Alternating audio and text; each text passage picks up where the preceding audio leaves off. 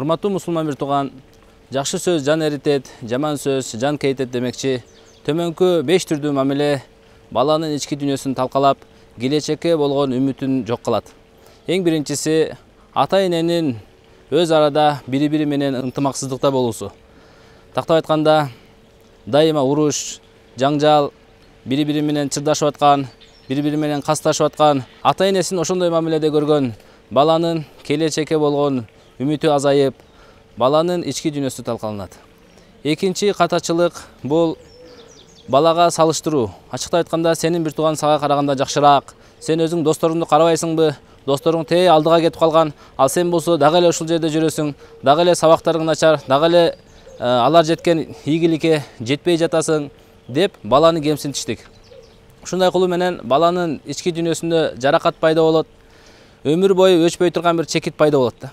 Ал эми үчүнчүсү болсо, бул жакшы көрүүдө шарт коюу. Ачыктап айтканда, балам, мен сени жакшы көрөм, эгер десең ушул иштерди кыла турган болсоң деп.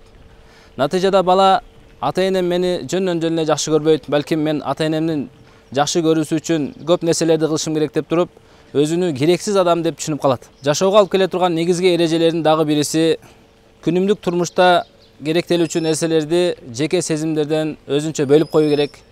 Тактап айтканда, мисал үчүн, балам, мен сени жакшы көрөмүн, бирок сенин ушул кылыктарыңды жакшы көрбөймүн деп туруп, өзүнчө бөлүп айта турган болсо, натыйжада балада ата-энесине болгон, ата-энесинин мээримине болгон үмүт дагы болот, ата-энем мени жакшы көрөт дейт.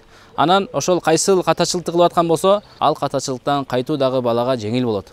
Ал эми төртүнчүсү болсо, бул балам ыйлабагын, эркектер ыйлабайт деп айтуу. Бул эреже кайсыл жактан чыккан? Бул эрежени сиз кимден уктуңуз? Мындай кылуу менен баланы биз күчтүү кыла албайбыз. Тескеринче бала алсыз болуп калат. Ал эми акыркы бул бешинчиси баланын үстүнөн күлүп шылдыңдоо.